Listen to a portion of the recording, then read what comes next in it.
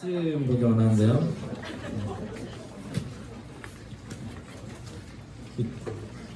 지난주 청년 2부에 갔다 왔더니 여기가 되게 또 낯서네요. 늘 낯섦을 느끼는 사람으로서 또 오늘 왜 이렇게 부끄러운지 모르겠네요. 확실히 우리가 아늑하고 좋은 것 같아요. 거기 스카이 라운지여가지고 세상을 보지 않으려고 이렇게 커튼 쳐서 가렸더라고. 우리는 오늘도 약간 들어왔는데 냄새도 나고 이래가지고 다 열어놨는데 하여튼 좋습니다. 여호수아 5장 1절부터 12절까지의 말씀인데요. 여호수아 5장 1절부터 12절 여호수아 5장 1절부터 12절까지의 말씀을 우리 한 목소리로 조금 많지만 조금 빠른 속도로 읽어보겠습니다. 요단 서쪽의 아모리 사람의 모든 왕들과 해변의 가나안 사람의 모든 왕들이 여호와께서 요단물을 이스라엘 자손들 앞에서 말리시고 우리를 건너게 하셨음을 듣고 마음이 녹았고 이스라엘 자손들 때문에 정신을 잃었더라. 그때 여호와께서 여호와서에게 이르시되 너는 부싯돌로 칼을 만들어 이스라엘 자손들에게 다시 할례를 행하라 하시네. 여호수아가 부싯돌로 칼을 만들어 할례산에서 이스라엘 자손들에게 할례를 행하니라. 여호수아가 할례를 시행한 까닭은 이것이니 애굽에서 나온 모든 백성 중 남자 곧 모든 군사는 애굽에서 나온 후 광야길에서 죽었는데 그 나온 백성은 다 할례를 받았으나 다만 애굽에서 나온 후 광야길에서 난 자는 할례를 받지 못하였음이라.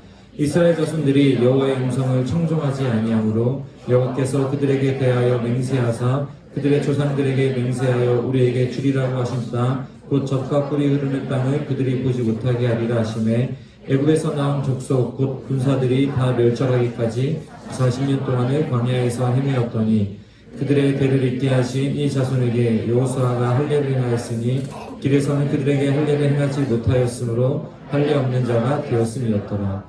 또 그 모든 백성에게 할례 행하기를 마침에 백성이 진중 각 처소에 머물며 낫기를 기다릴 때에 여호와께서 여호수아에게 이르시되 내가 오늘 애굽의 수치를 너희에게서 떠나가게 하였다 하셨으므로 그 이름을 오늘까지 길갈이라 하느니라.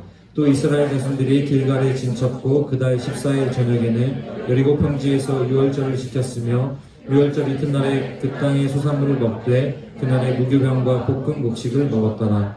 또 그 땅의 소산물을 먹은 다음 날에 만나가 그쳤으니 이스라엘 사람들이 다시는 만나를 얻지 못하였고 그해 가나안 땅의 소출을 먹었더라. 아멘.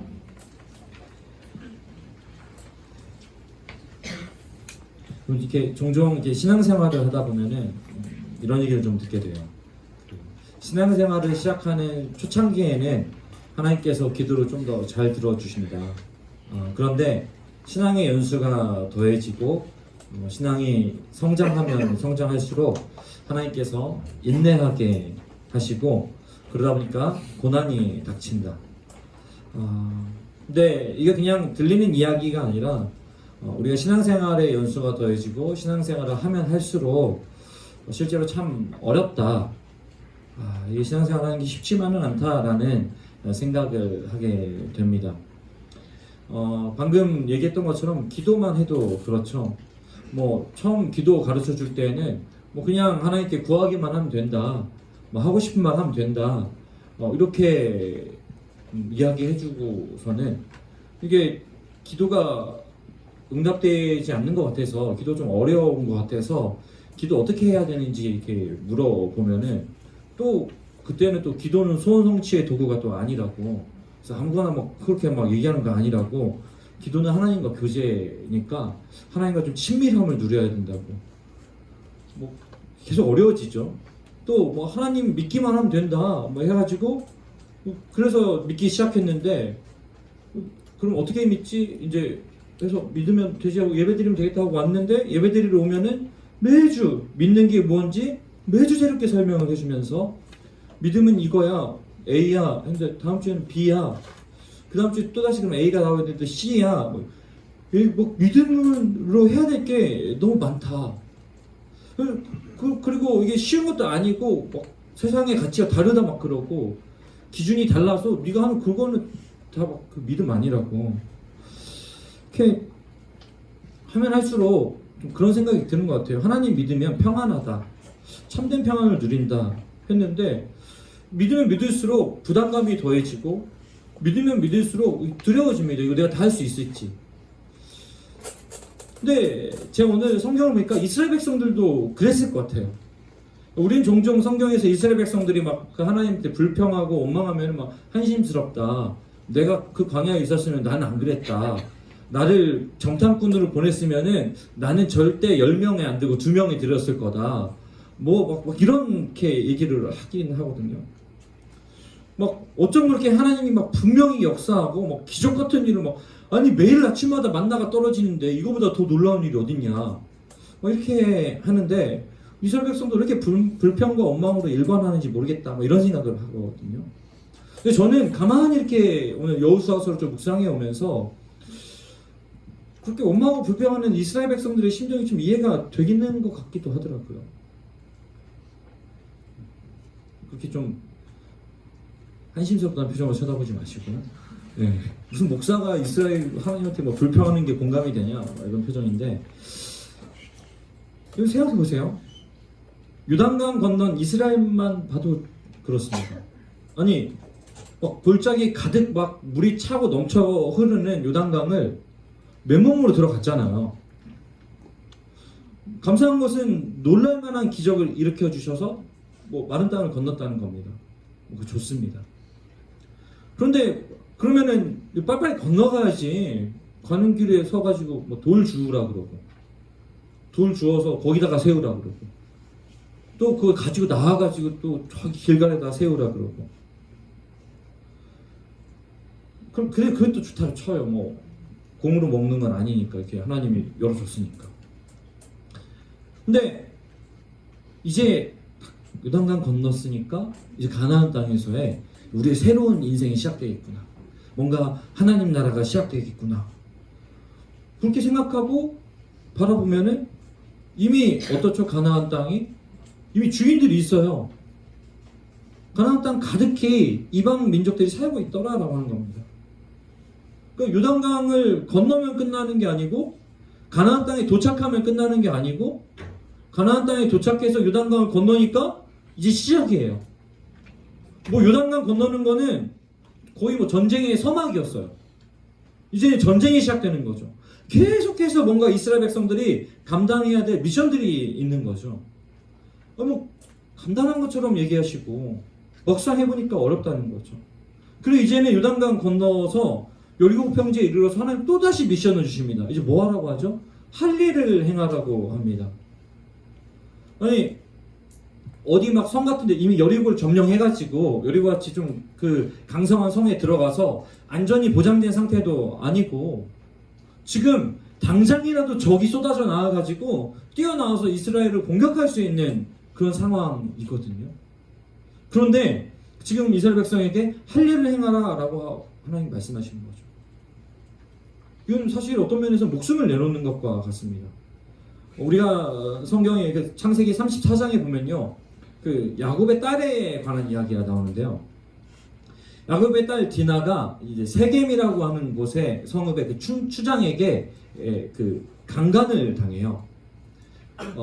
근데 이 추장이 그 야곱의 딸 디나에게 그 흠뻑 빠졌어요. 너무 사랑스러워 보였어요. 그러자 야곱의 아들들이 그 추장에게 우리와 너희가 다른 민족이지 않냐? 우리는 할례를 받는 백성이다. 그러니까 너희도 할례를 받으면은 딸 디나를 그 추장의 아내로 주겠다. 이렇게 약속을 합니다.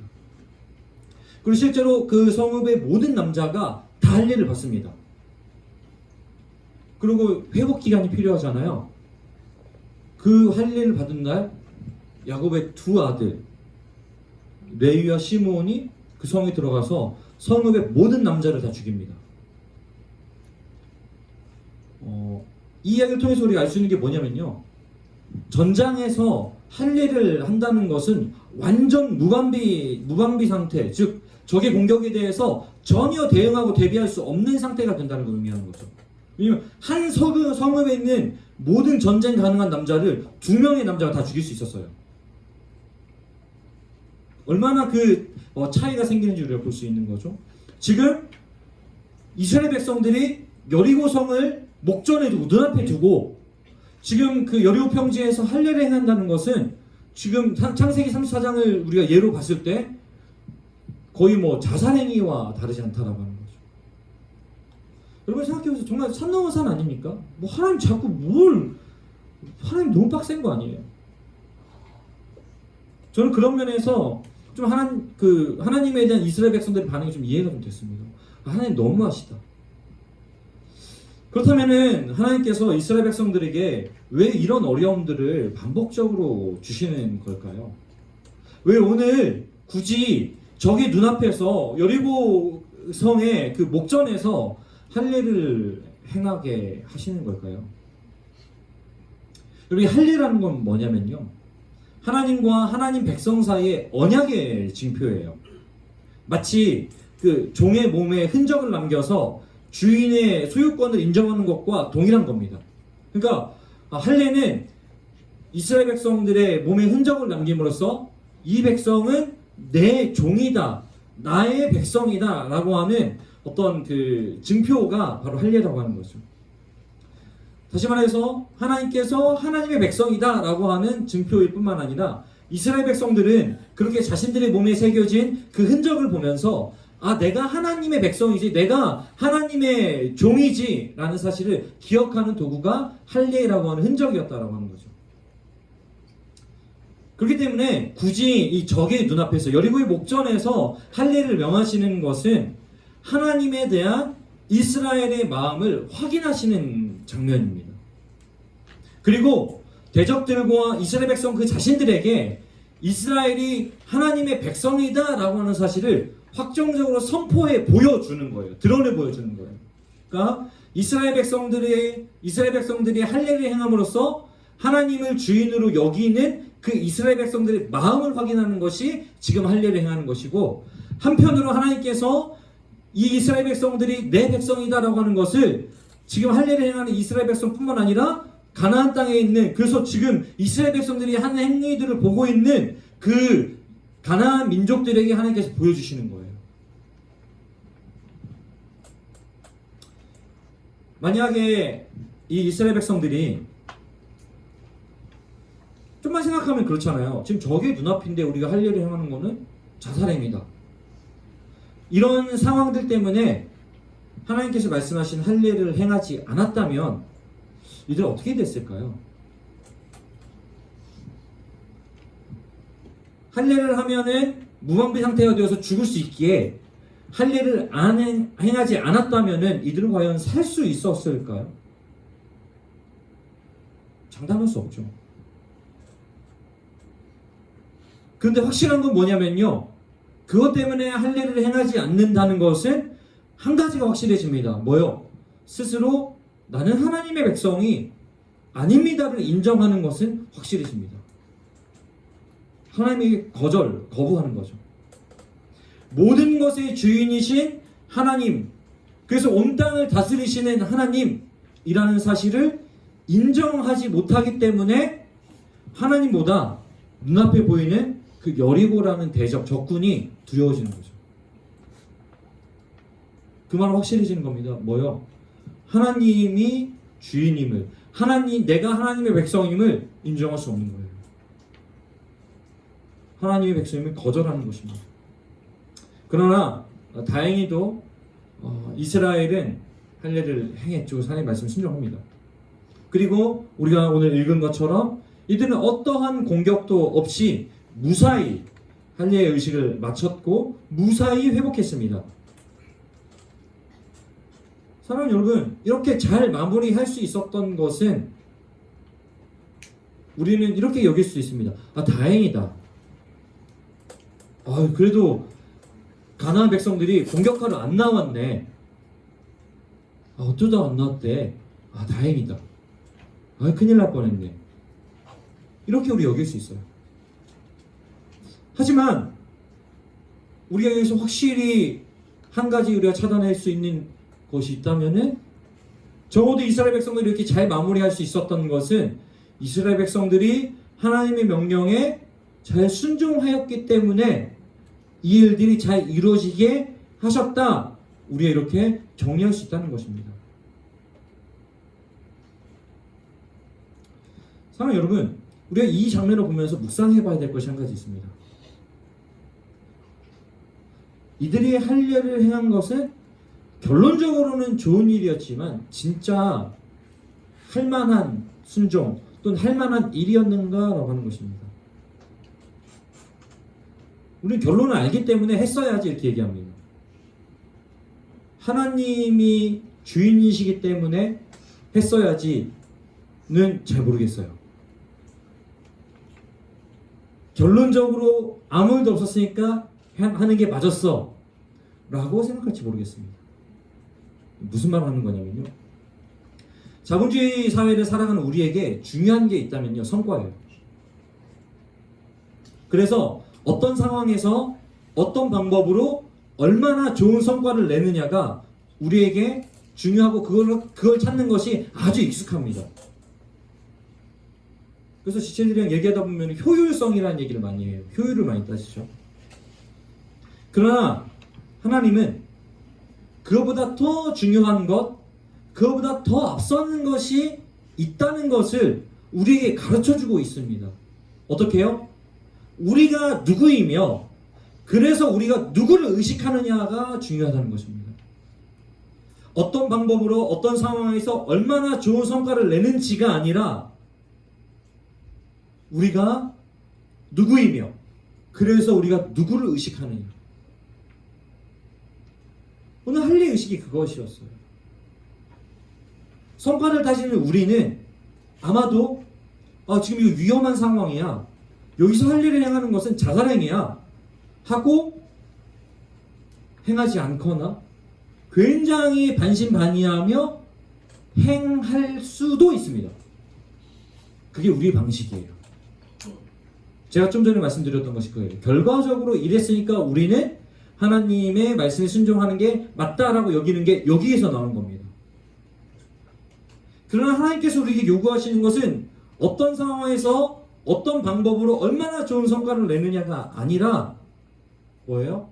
우리가 하나님의 백성이며 그 하나님이 온 땅을 창조하시고 다스리시는 분이라는 사실을 인정하고 그래서 하나님을 의식할 때 그때의 위협과 두려움에 대한 그 공포감을 떨쳐내고 하나님께 순종할 수 있다는 것을 가르쳐주고 있는 거예요. 만약에 가나안 정복이라는 성과만을 생각하고 하나님이 주신 일이니까 가나안 정복해야 되는 성과만을 생각하고 지금의 상황과 현실을 의지하기 시작하면요, 궁극적으로 하나님께 순종할 수 없습니다. 그러나 하나님의 백성이라고 하는 이 정체성을 가졌을 때 비로소 가치가 달라집니다. 맞아, 나 하나님의 백성이지, 하나님이 이렇게 살아가길 원하시지 하고 가치가 달라지는 거죠. 하나님이 할례를 해도 안 다치게 하실 거야가 아니라는 거예요. 이건 성과입니다. 이건 성과고요.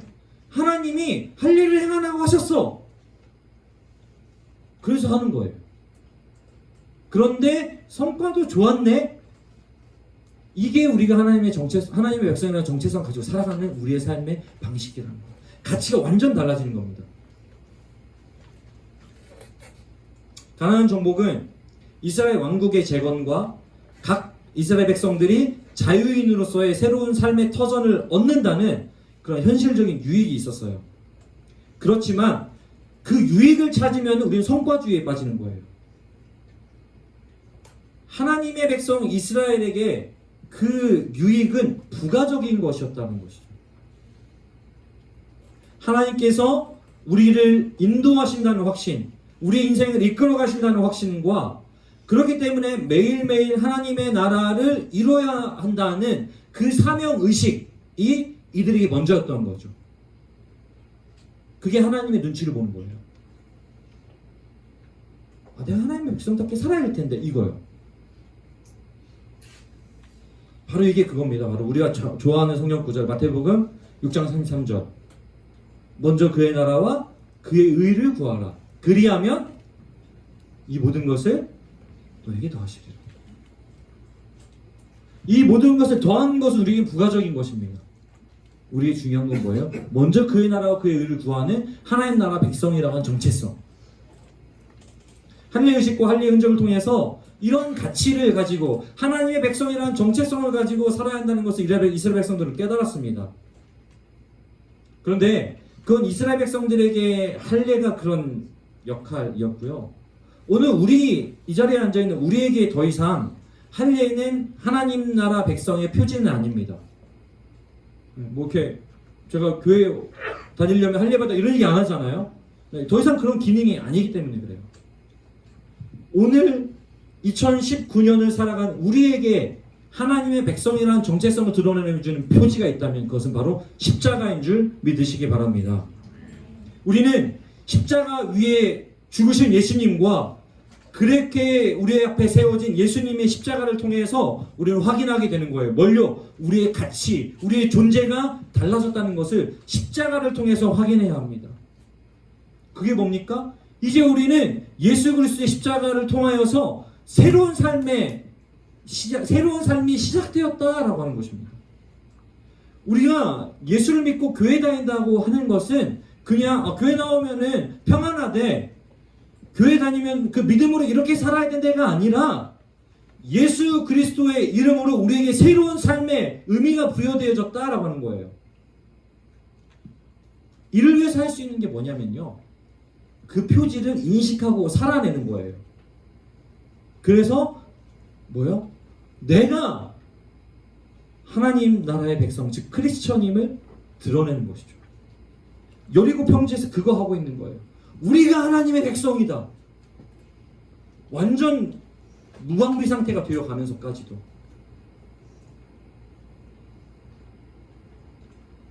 우리는 그렇기 때문에 십자가의 흔적을 가진 사람들로서 크리스천임을 드러내는 삶을 살아야 합니다.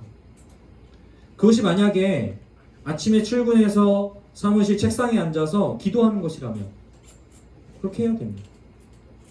그것이 만약 사무실 책상 위에 십자가 하나 올려두는 것이라면 그거 해야 합니다. 그것이 만약에 삶 속에서 선한 일을 행하는 것이라면 그것을 해야 합니다.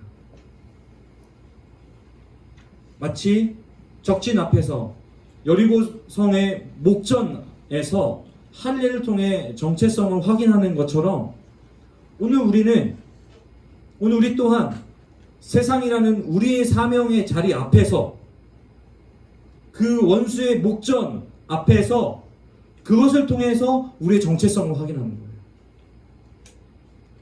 아침에 출근해서 기도 한번 하는 것이, 점심시간에 식사하면서 머리 숙여 진실의 기도를 드리는 그 하나를 통하여서, 또 옆에 있는 그 사람에게 호의를 베푸는 그 하나를 통하여서 우리는 그리스도인으로서 정체성을 드러내고 우리 스스로는 내가 하나님의 백성이라는 사실을 다시 확인하는 것입니다.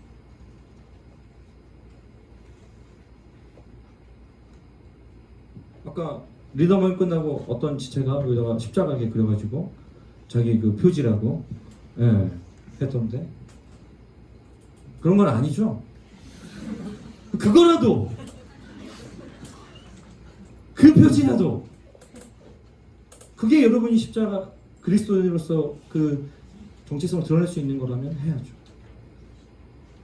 제가 이집트에 선교를 하러 갔는데 이집트에는 90%의 무슬림과 10%의 타종교 내지는 그리스도인이 있습니다. 완전 무슬림 국가예요, 이집트는.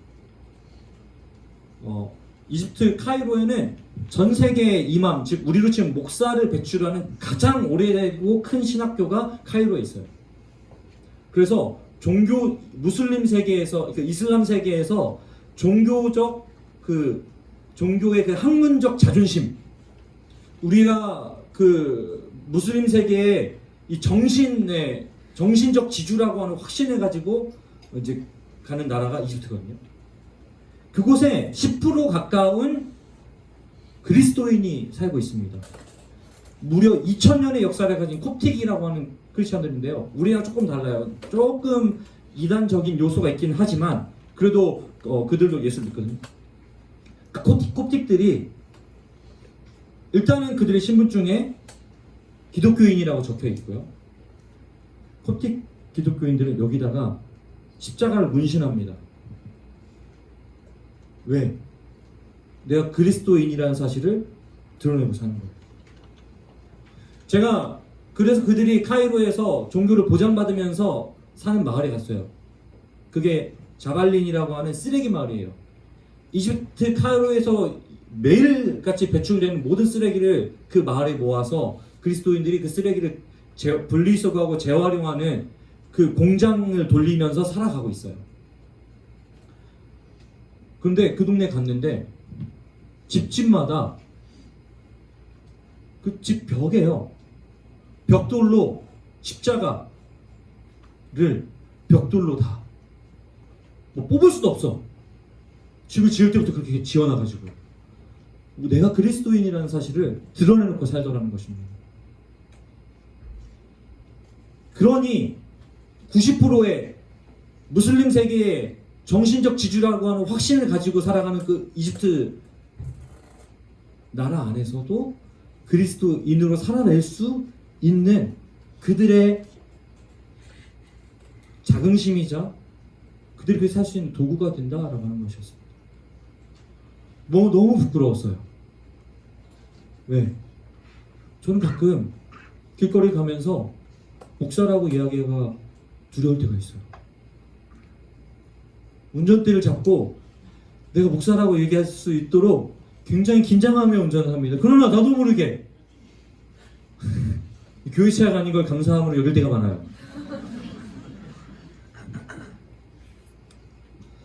사랑하는 여러분, 우리가 그리스도인이라고 하는 정체성을 드러내며 우리 삶 속에 살아내는 것,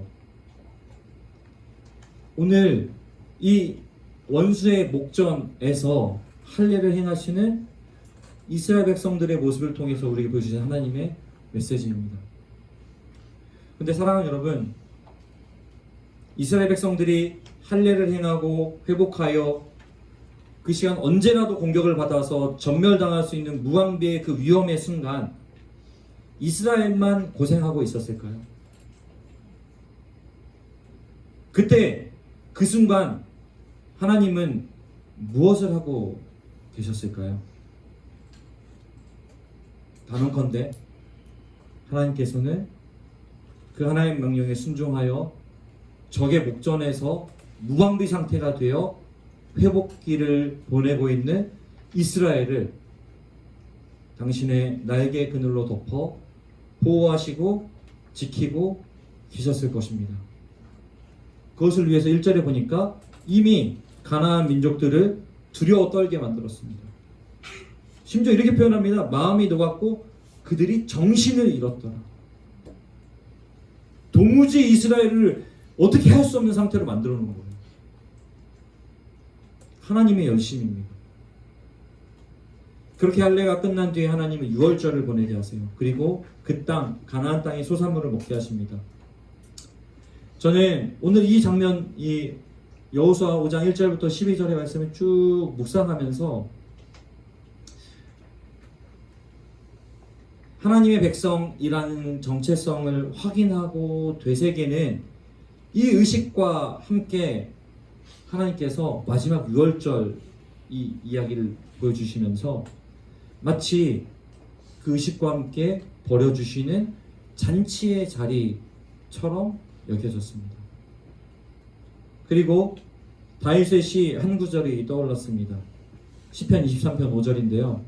주께서 내 원수의 목전에서 내게 상을 차려주시고, 표준 세번역에 보니까 주님께서는 내 원수들이 보는 앞에서 내게 잔치상을 차려주셨습니다. 당장 이스라엘은 하나님께서 왜 이렇게 어렵게 하시지? 왜 이렇게 고통 속에 날 던져두시지? 왜 하나님 따라가는데 고난만 닥치지? 라고 생각했을지 모르겠습니다. 그러나 하나님께서는 이스라엘 백성들을 어렵게 하신 것이 아니라, 고난의 연속에 두신 것이 아니라, 실제로 하나님은 이스라엘 백성들에게 잔치상을 차려주신 것이었다라고 하는 것입니다. 사랑하는 청년 여러분, 오늘 하나님을 믿는데 왜 난 힘들지? 하나님을 믿고 나는데 왜 더 힘들어지지? 이런 생각할 수도 있습니다. 하나님 왜 외면하시지? 생각할 수 있습니다. 그러나 그 순간 하나님은 결코 우리를 방치하지 않으십니다. 하나님은 그 순간에도 여전히 일하고 계십니다. 이사야서에 보니까 하나님은 그런 우리 때문에 쉬지 않으신다 라고 말씀하십니다. 그러면서 그렇게 돌보시며 우리가 그런 하나님의 백성이라는 것을, 우리를 그렇게 지키시고 돌보시는 하나님의 백성이라는 것을 온 세상 가운데 드러내며 살기를 원하십니다. 그리고 그렇게 살아갈 때 원수의 목전에 잔치상을 차려 주시는 줄로 믿습니다. 오늘 설교를 준비하면서 되게 오래된 찬양이 하나 생각났어요. 뭐 뒤에 이렇게 제가 좀 간지러워하는 가사가 있어서 좀 싫긴 했는데, 뒤에 막 힘을 내세요, 막 힘을 내세요 이렇게 너무 간지러워서, 나 힘 많은데. 근데 그 다음 가사가 저한테 너무 중요했어요. 주님이 일하고 계시잖아요. 이 찬양이 근데 어떻게 시작하냐면요, 왜 나만 겪는 고난이냐. 사랑하는 여러분, 우리 살아가면서 하나님을 믿든 믿지 않든 끝없이 경험하는 고난의 현실을 살아갑니다. 그게 엄청 무거운 고난처럼 느껴질 수도 있고, 그게 가벼운 고난의 연속일 수도 있고, 그게 고난처럼 여겨지지 않는데 어느 순간 무기력에 빠져서 내가 고난당한 줄도 몰랐네 라고 하면서 나중에서야 깨닫게 될 때도 있습니다. 그런데 오늘 이스라엘 백성들의 이야기를 통해서 확신할 수 있는 것, 할 일을 행하여 무방비 상태가 되어서 원수의 목전에서 완전 목숨을 내놓은 이 상황 속에서 일하셨던 하나님, 그 하나님이 오늘 우리의 삶 가운데도 여전히 쉬지 않고 일하고 계신다는 사실을 우리는 신뢰하길 원합니다. 그게 바로 하나님 나라 백성의 정체성이고, 그렇기 때문에 우리가 삶 속에서 예수 믿는다는 그 표지를 드러내며 살 수 있다는 것이죠. 오늘 그 고백을 함께 이 찬양으로 같이 드렸으면 좋겠습니다. 함께 이 찬양 했으면 좋겠습니다. 왜 나만 겪는 고난이냐고 불평하지 마세요. 왜 나만 겪는 고난이냐고 불평하지 마세요. 고난의 뒤편에 있는 주님이 주실 축복 미리 보면서 감사하세요. 너무 겪기 힘든 지금 이 순간에도 주님이 일하고 계시잖아요. 남들은 지쳐 앉아 있을지라도 당신만을 일어서세요. 힘을 내세요, 힘을 내세요. 주님이 손잡고 계시잖아요. 주님이 나와 함께함을 믿는다면 어떤 고난도 견딜 수 있잖아요. 우리 시간 함께 기도했으면 좋겠습니다. 예수 믿는데 뭐가 이렇게 불편하지? 예수 믿는데 왜 이렇게 괴로운 현실들이 반복되지? 왜 변하지 않는 거지? 그럼 그럴 수 있습니다. 아니, 어쩌면 예수 믿어서 더 힘들어질 수도 있습니다.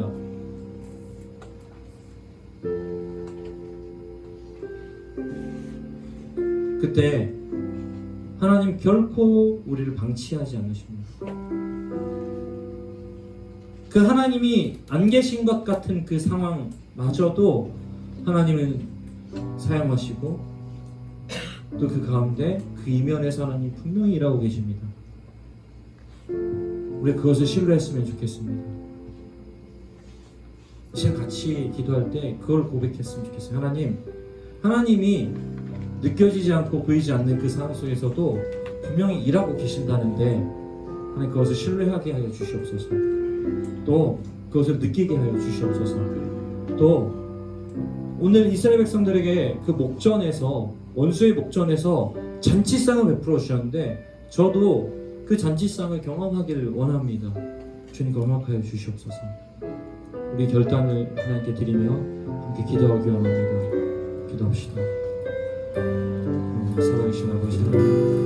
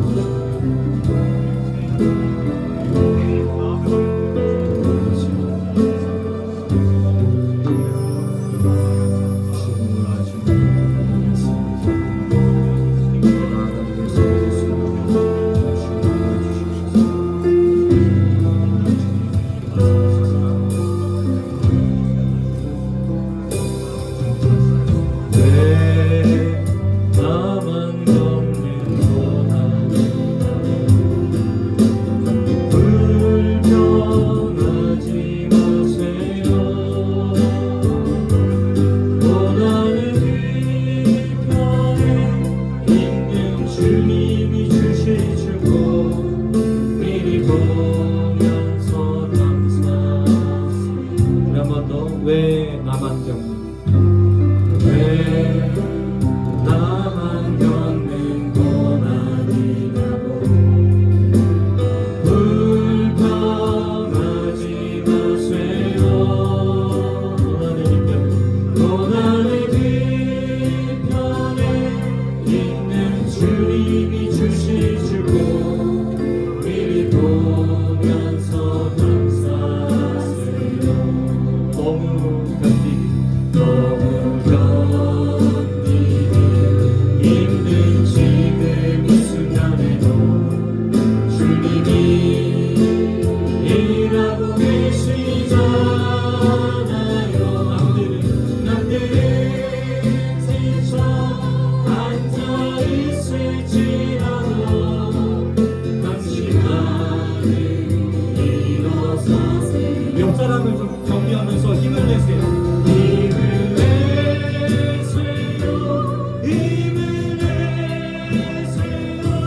주님이 손잡고 계시잖아요. 주님이 나와 함께하는 믿는다면 어떤 고난도 견딜 수 있잖아. 힘을 내세요.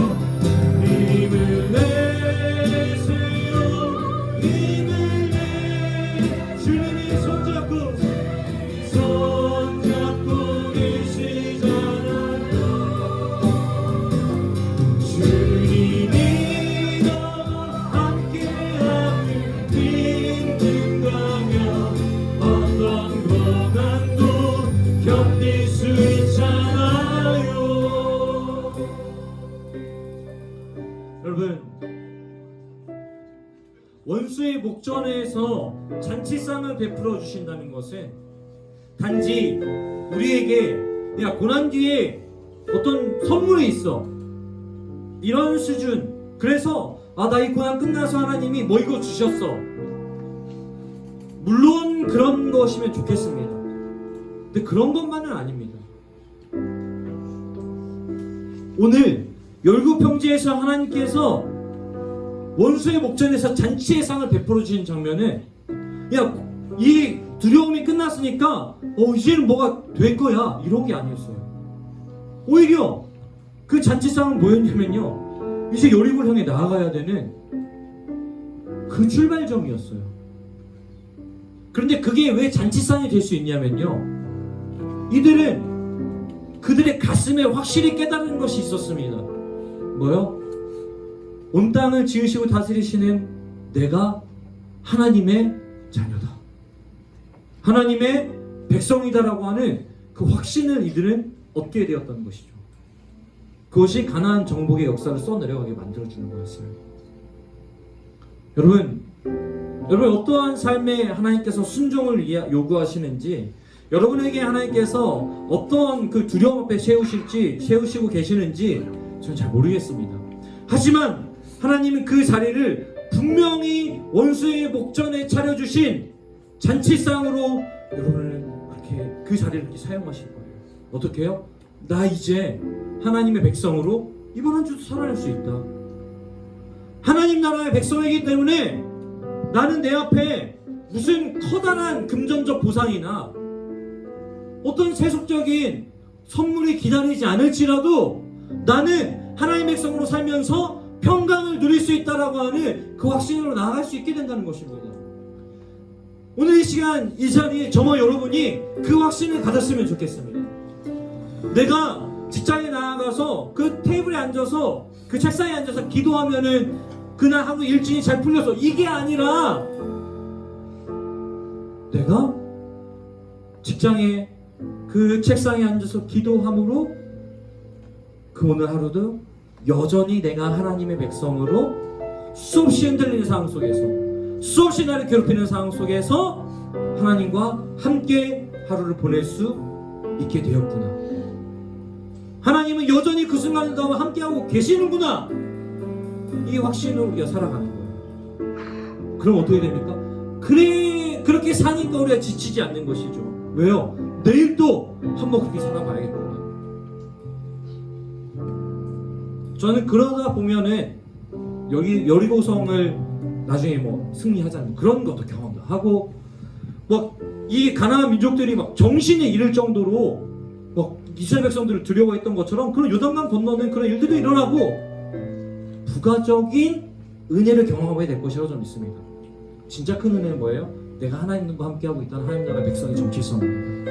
오늘 우리 시간 기도하기 원하는 것은, 하나님 다른 것을 흔들릴지 몰라도 하나님이 나와 함께 하신다는 사실, 이 온 땅을 지으시고 다스리시는 그 하나님, 그래서 나의 인생을 쥐고 계시는 그 하나님이 함께 하신다는 그 확신 속에서 내가 이 자리에 털고 일어나게 하여 주시옵소서. 그리고 내일부터 이어지는 일주일간의 삶을 그 하나님과 함께 살게 하여 주시옵소서. 그렇게 매 순간 평강을 누리고 그때의 부가적인 은혜도 누리게 하여 주시옵소서. 우리 같이 한번 기도하며 나가겠습니다. 기도합시다.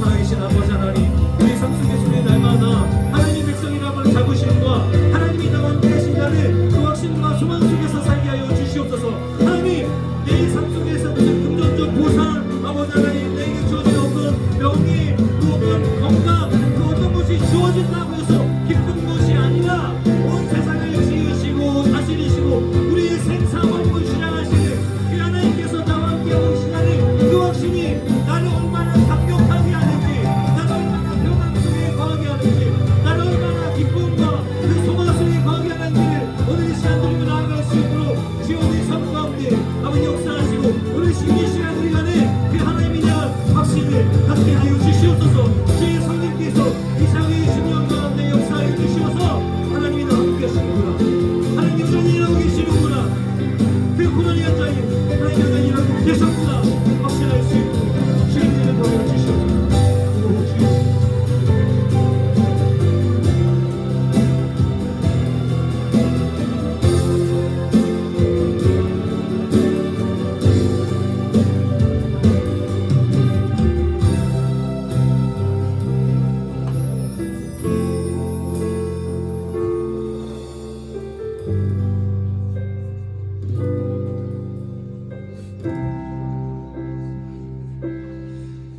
하나님, 성경을 통해서 우리에게 거듭해서 보여주신 것은 하나님 쉬지 않으시고 우리를 위하여 일하신다 라는 사실입니다.